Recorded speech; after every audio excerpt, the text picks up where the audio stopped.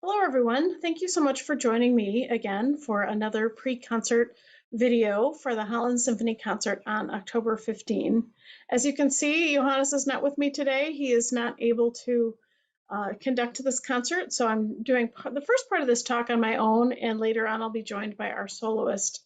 We're a friend of Johannes's. It will be our guest conductor, and we're looking forward to meeting him in this week before the concert. And we'll look forward to introducing him to you as well. So what I'm going to do at the beginning of this video is talk about the first and the last pieces on the concert, and then soon I'll be joined by our soloist, and you'll get to meet her, and we'll talk about the concerto. So the first piece on this concert is a brand new piece of music by American composer Jennifer Higdon. And Jennifer Higdon is arguably one of the most important living American composers.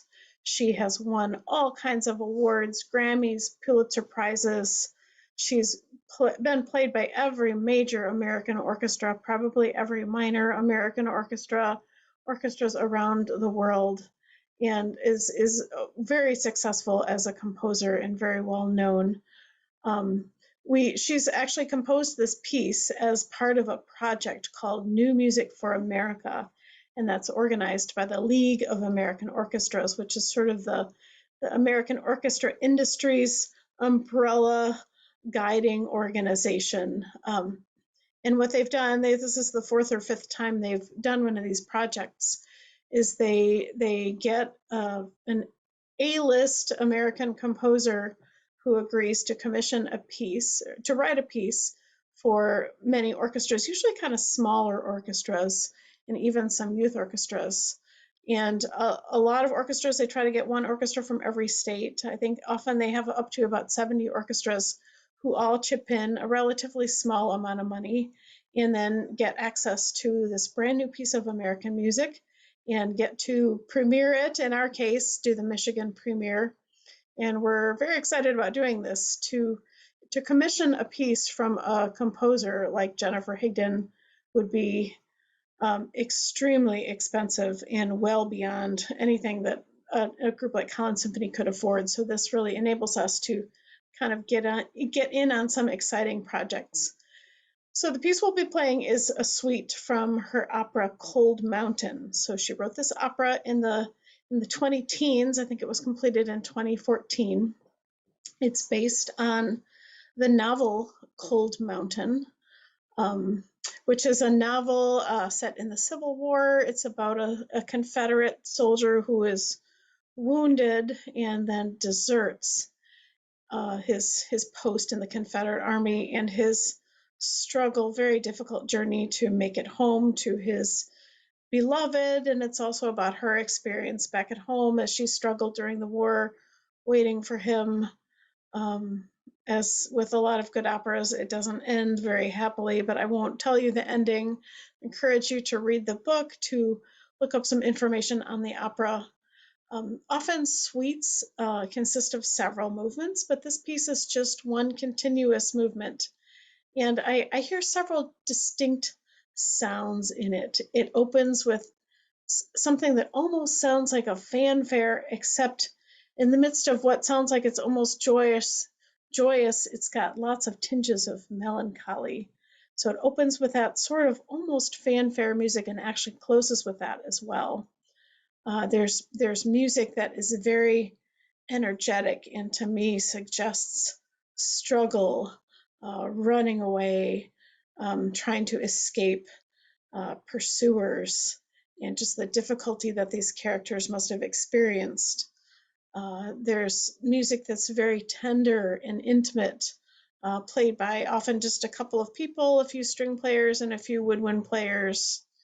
There's music that is almost sparkly and joyful with interesting percussion. And there's also music that's very Appalachian in sound and sounds a lot like a dance you might hear in the Appalachian region of this country. So we're looking forward to presenting this piece to you.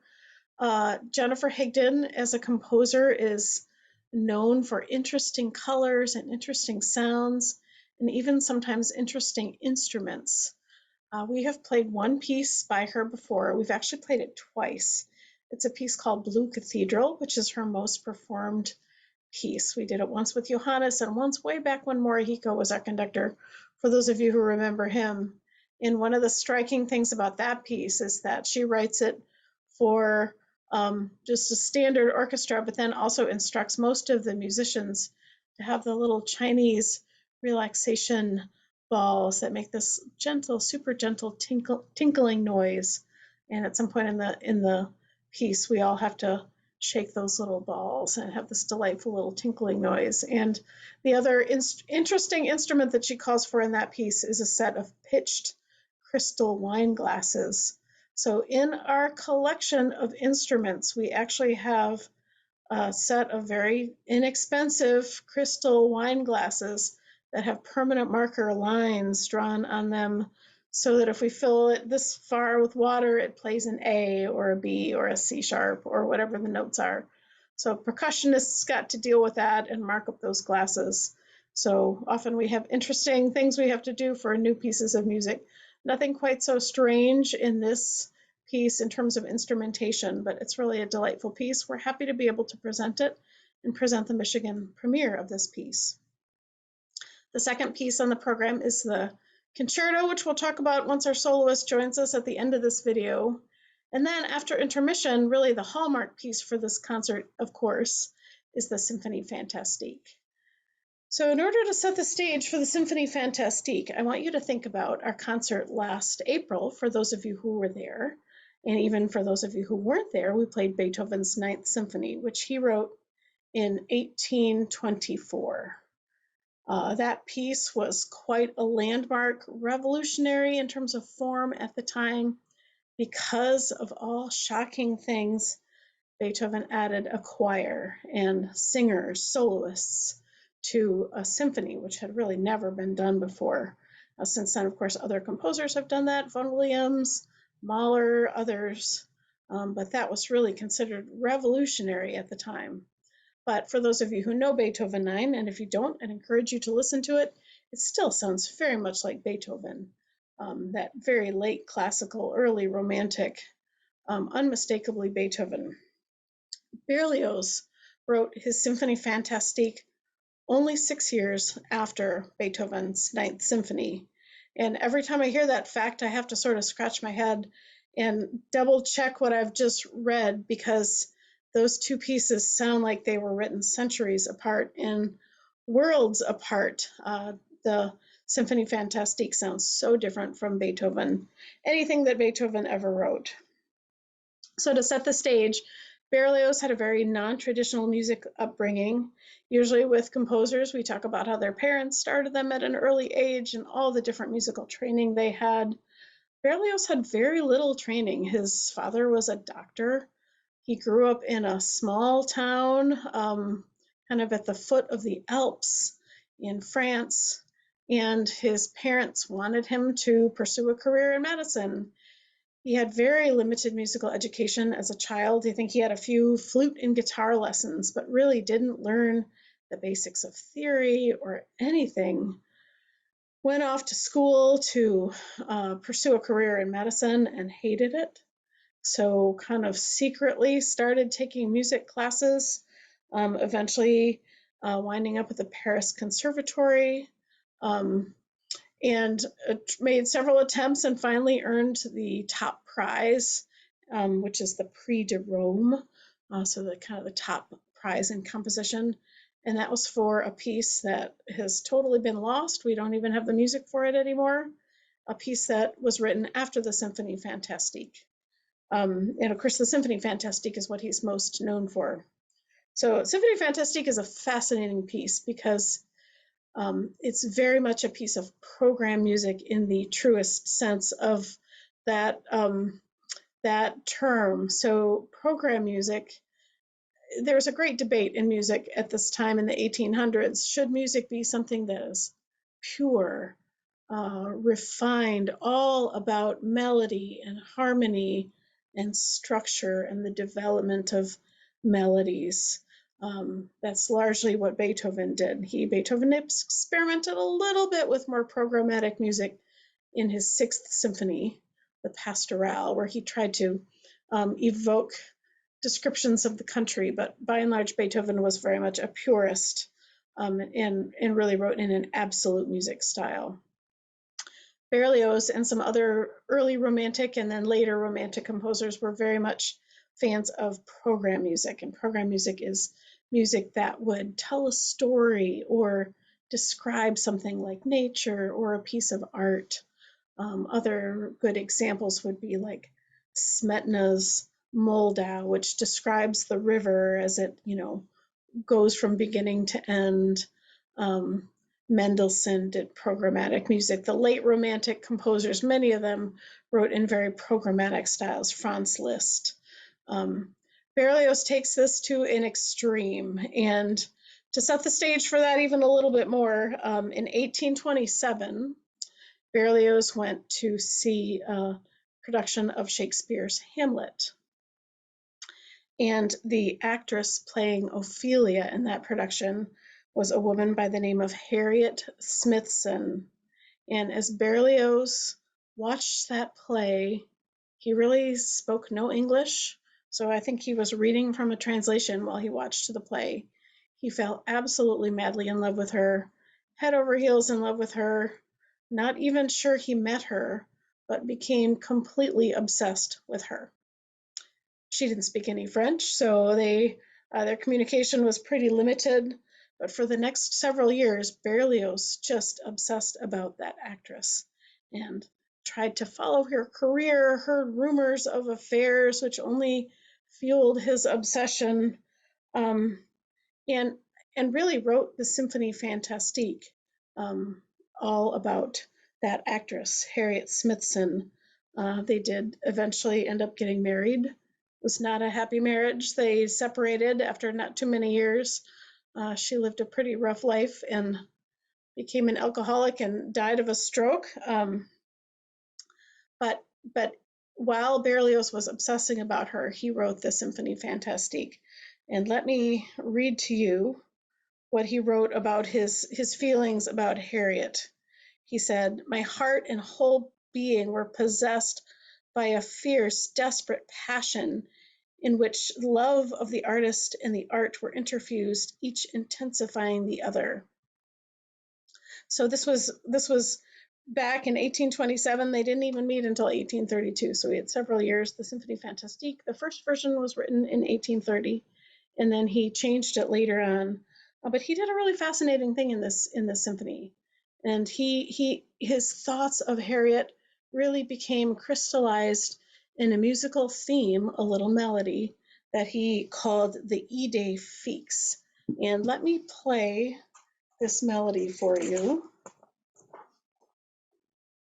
because this melody is going to appear in every single movement of this piece in some form or other. So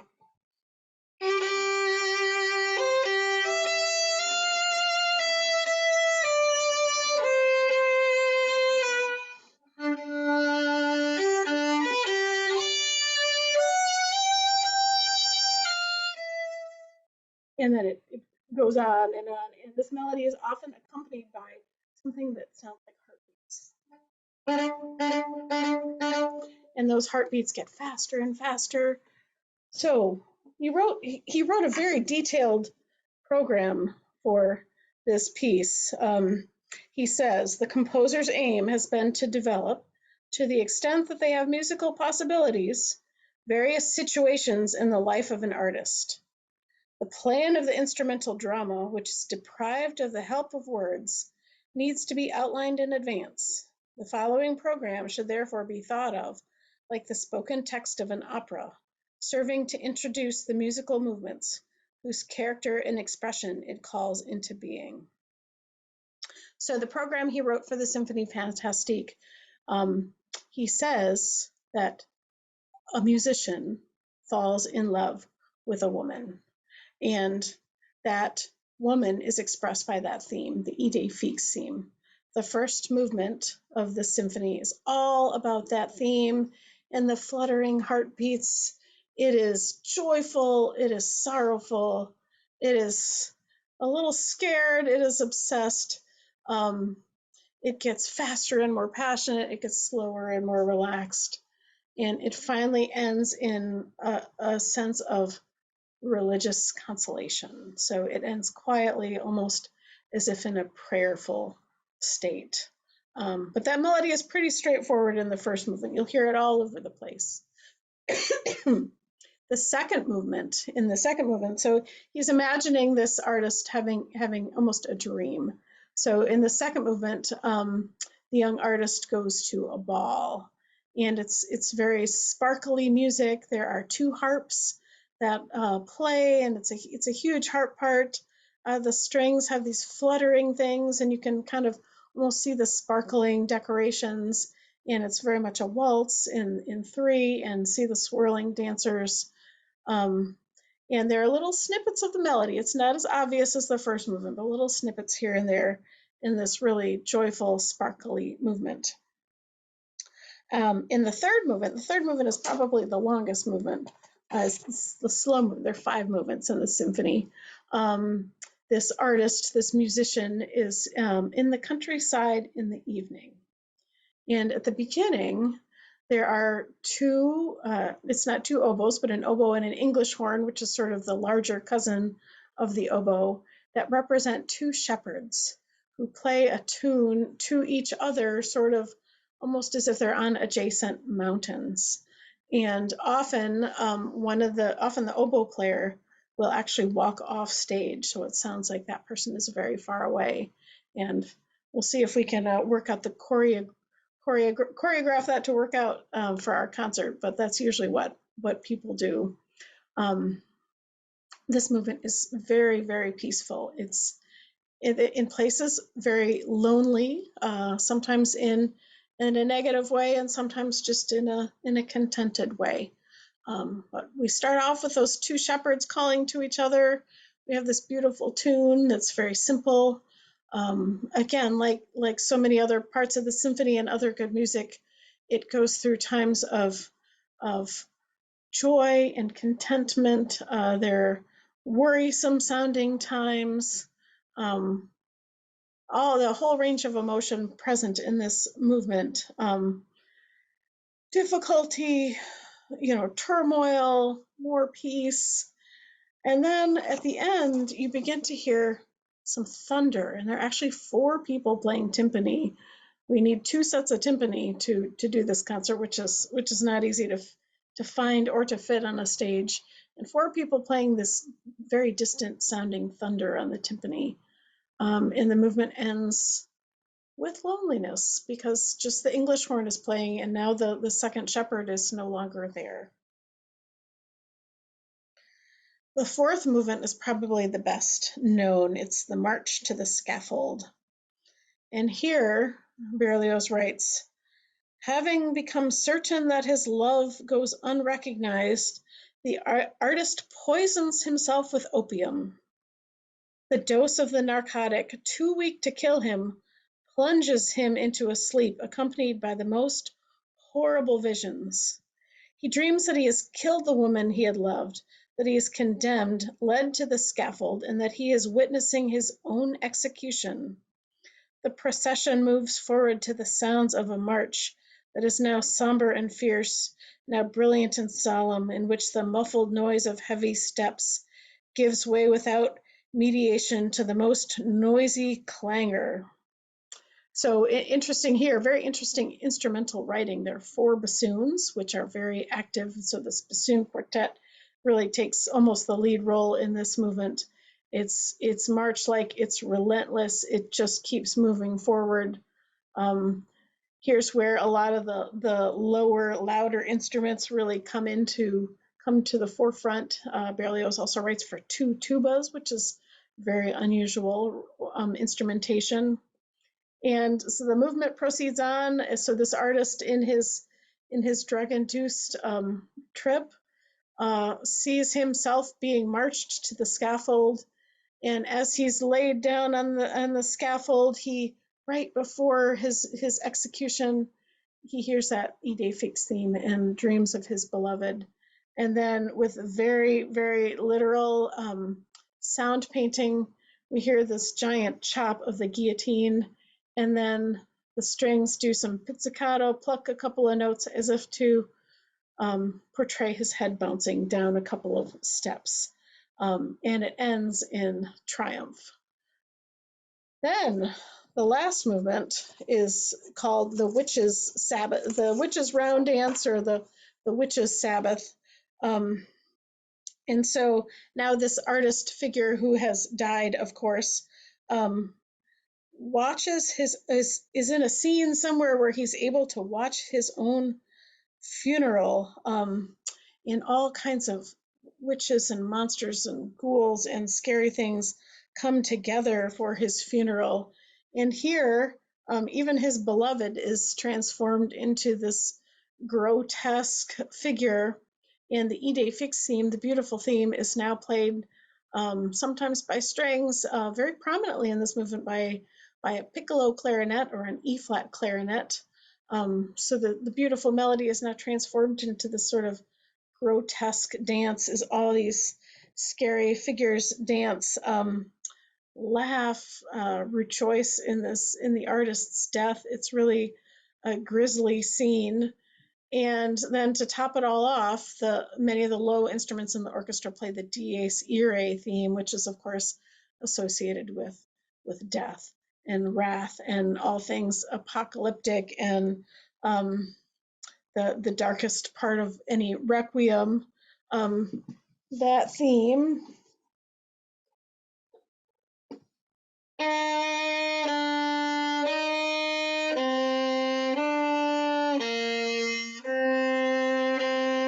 those are the first few notes of that theme. So they all play that during this dance. It's wild, it's ecstatic. All these ghouls and witches and monsters, roar with delight. And it ends with a lot of energy and a lot of, it's great fun to play. And one other little interesting thing that Berlioz does, just in terms of interesting instrumentation, to evoke the sound of skeletons dancing, one of the things he has the string players do is tap the string with their bows. So you get the sound of almost like when you get a whole section of string players doing that, it evokes the sound of kind of bones dancing together. So this piece is a lot of fun to play. It's a fun, kind of funny story. It's a fascinating study in how a composer can take a theme and tell just a whole story with that theme, especially with the detailed notes that Berlioz provided. It's really a tour de force for orchestra, and we hope you enjoy it. And that now, stay tuned for a moment, and we'll invite Adalus, our cello soloist, to join us. So I'm now joined on this video by Adalus Low-Manzini, we're so lucky to have her as our soloist for this concert on October 15th. And Adalus is a cellist. You can see the cello in the background. She's currently in Ann Arbor at a practice room at University of Michigan. That's right. And she is originally from Venezuela and then spent her undergraduate at Louisiana State University. And I do have to admit that I got to know Adalus when we visited LSU with my daughter, and first met Adalus as just an incredibly warm and friendly and hospitable student who really welcomed my daughter warmly. And then we got to know her as a great cellist too. And we're so excited to have her here in Michigan, and so excited to have her join us. So Adalus, welcome. Thank you for being here with us. Wondering if you could tell us, we hear a lot about El Sistema. I know you sort of initially learned how to play the cello and had your early music education through the El Sistema in Venezuela. And a lot of us have heard of that. A lot of us don't really know what that means and what that's all about. Could you tell us a little bit about your early years of musical training? Definitely. Well, first of all, thank you for that warm welcome. I feel very, very appreciated and embraced. So that's very nice. And I'm very excited to come to Holland and share some music with everybody in the community. So yes, I did grow up in Venezuela, like you said, and I started my musical journey in El Sistema. So for those of you who don't know, El Sistema is essentially a musical program, an after-school musical program that is mostly dedicated to taking in children starting age 6 and above. And they essentially teach you all you can know about music. The first time, I remember my first few weeks, I got a cello within the first 2 weeks of having started music. And they start you in your instrument, they start you immediately in an orchestra, immediately in lessons, and immediately in music theory classes. So ever since I was 8, I started when I was 8, my first week, I remember I had rehearsals, orchestra rehearsals every day for 2 hours. Wow. And yes, every day. And even though we were all in the same year, because they put you with the same people you start, and we were just playing open strings together every day.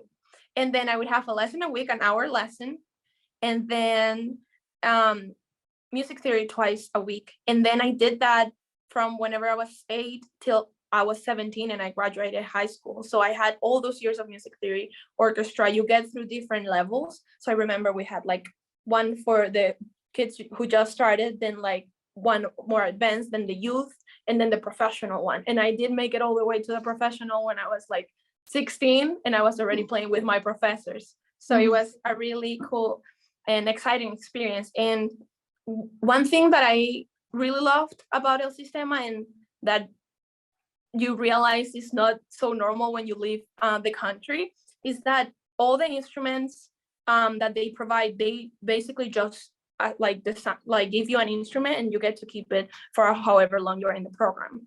And you grow and you need a bigger size, they just give you another one and you don't pay for it. It's completely like pay free. Some programs you do have to pay depending on your city, but it was so low cost and such high quality teaching. I'm very lucky to have been there.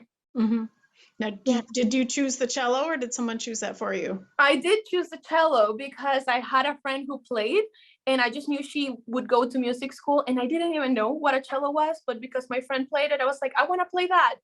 Didn't even know what it looked like. They could have given me a trumpet and I would have been like, I play cello. Yes. So where did you grow up in Venezuela? And yes, I grew up in a small town called Coro, which is in the north part of Venezuela. It's about 7 hours away from, those of you who know, it's like 7 hours drive from Caracas, which is the capital, which like I actually started lessons in Coro, but it came a point where I wanted to be part of like a academy, like a cello academy, and I started taking lessons in Caracas, the capital, and my dad would drive me every other week to have 1 hour lessons to Caracas. We would go 7 hours, have a lesson, 7 hours back. wow. I did that since I was like 11. Wow. Yes. Are your parents musical, or anyone else in your family? No, neither one of my parents are musicians. My grandfather was a trombone player, but I didn't really know he was until I had already been playing the cello. But they loved music. My dad especially, he would just take me everywhere, and my mom would support it as well. So yeah. That's great. Yes. So how on earth did you find your way to Louisiana? I know, funny, right? Well, when in those travels and those trips that I mentioned to Caracas, I was able to meet not only the teachers I worked with, but other professors as well. And one of those professors is someone who later became and still is one of my mentors to this day. His name is Herman Marcano, and he's a cello professor who taught in Venezuela most of his life. He now lives here in the States. And he happened to know this one cello teacher in this one university in the south of the States. And he put me in contact with my undergrad professor, Dennis Parker, whom you know. And I remember I sent him a video and an email, and I said, I want to come study with you if you'll have me. And long story short, I moved like a year after that and came study with him. So how was the adjustment moving from Venezuela to Louisiana? You know what? Looking back, it does sound really scary, but at the moment, it wasn't at all. I was 17 and I came all by myself. My parents are still home. My sister was still home. And I came and I was just excited for a new adventure. Nervous weren't even part of what I was thinking at the moment, really, because I was just so looking forward to having new experiences, new teacher, new friends, and all of that, but in a whole new country. So looking back, I get scared for 17-year-old me, but 17-year-old me wasn't at all scared. And If anything, definitely at the beginning, the language was really hard to get used to, but I had the fortune to live with this amazing, amazing woman who was kind of my host family when I first got to the States, and she didn't speak one word in Spanish. And that was so helpful for me because either I had to speak it or I had to speak it. Now, did you study English in Venezuela? I did study English in Venezuela since I was like 13ish, but even with that, I wasn't as confident as I thought until I got here, and I was like, "Ooh, I really need to improve it." So then how did you find your way to Ann Arbor after you graduated from Louisiana? Yes, so did all 4 years of undergrad in Louisiana, but in the summers, all the musicians who may be listening know that we do a lot of summer festivals and camps. And the one that I did ever since sophomore year, and I still sometimes do it in the summer, is a summer camp that's held here at the University of Michigan here in Ann Arbor. And it's called Center Stage Strings, and it's directed by the violin professor here, Danielle Belen. And I would spend 1 month in Ann Arbor ever since sophomore year. And even though I did not meet the teachers, the cello teachers that did teach here, the cello teacher that taught at the camp came here, and he's also Venezuelan. So once graduates auditions and applications came around, when I was looking at my options, this one was one of my strong ones because he gave me such good recommendations to come here, and I ended up loving it. So I was like, I already know the campus, so I might as well go to Ann Arbor. Well, we're glad to have you in Michigan. So thank you. I loved it. One other question for you. How was your first winter? Thank you. That's, you know what? Everybody has different thoughts about winter, but I didn't hate it, really. I guess because it was my first one, I didn't know what to expect. So I was just living day by day. It was really cold, but if you're inside, it really isn't that bad. Yes. Well, you're going to be playing a piece with Holland Symphony, and it's a piece by a composer I had never heard of. And I'm wondering what you can tell us about the piece and the composer. I mean, first of all, you could just start by even helping me know how to say the composer's name. Yes. Well, I'm playing the Concertino for strings, cello and strings by Esteban Bensecli. That's his name. Okay. And he's an Argentinian composer. I actually came across this piece because of that one mentor, Horacio Contreras, who helped me get here to the University of Michigan. And he has this really great catalog, if you haven't heard of, and it's the Sphinx catalog for Latin American music written for cello. Okay. And in that catalog, there's just hundreds and hundreds of entries where all the music is curated by Latin American composers, wherever the cello is involved in whatever possible way. So when I first knew that I was going to be able to play with Holland Symphony, I really wanted to be able to bring something that is not as commonly played. You didn't even know the composer, right? And especially something that was by a Latin American composer, which is ever since knowing Horacio and learning more about music that was written closer to where I'm from, that has become one of my missions. And I've been working on commissioning pieces by Latin American composers and doing Latin American composer only recitals. So that was really important. So this particular piece, though, is a very fun one. We'll get to play just the strings and me and the conductor. And it's in 3 movements. It's on the shorter side. I think the whole piece lasts about 18-ish minutes. Okay. And yes, it's a very fast and then slow and then fast kind of movement structure. And it was written in 1992. And this is actually going to be the first performance ever here in the States. So it is, it is like a national premiere, if you will. And the first movement he wrote mostly, and the whole piece really, based on indigenous type of motives that kind of pay homage to like the discovery of America. Okay. So they have a lot of triply movements, a lot of fast-paced kind of interactions, and the cello takes per se the spotlight, but there's a lot of back and forth between the strings. The strings will play 2 measures, and then I'll play some more, and then it goes back and forth. Mm-hmm. And it's a really fun piece, and I'm really excited to share with everyone. Mm-hmm. Now, is there anything? What's the hardest part of it? I shouldn't ask you this, but or is there anything unusual you get to do in this concerto? I wouldn't say too difficult. It is sometimes tricky when it comes to the rhythm, because Mm-hmm. it does have a lot of compound rhythms, a lot of 7/8 and things that are uneven, if you will. So you kind of have to have the groove a bit. Mm-hmm.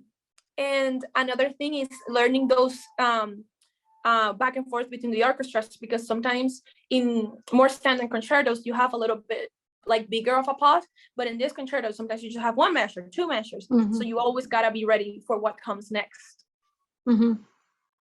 Well, I'm looking forward to it. I've been practicing it a little bit, and it's fast paced and it seems fun. It'll be a little bit of a different language than we're used to playing in, but we're always excited to learn new things. I'm so excited to be able to bring something new then to Holland and to everyone that listens in the orchestra too. Mm-hmm. Mm-hmm. Yeah, well, we are certainly looking forward to having you, and I know Adalus is going to visit a couple of different groups when she's in Holland, and we're grateful for your time and your willingness to meet some other people beyond the symphony people, and I know that all of our audience members will enjoy hearing you and getting to know you a bit through this video and through your playing, so we're so glad you're going to be here. And yeah, looking forward to welcoming you. Thank you so much. I'm very excited, and I hope people do stop by and say hello after the concert. I would love to. I will be stopping by some groups, so some younger groups, and doing a little bit of outreach, but I'm really looking forward to meeting everyone that just comes and hangs out with you guys. Yeah. Yeah, well, thank you to Adalus for doing this video, being willing to join me, and thank you to all of you who have watched this, and we look forward to seeing you at the concert on October 15. Thank you. Bye, thank you.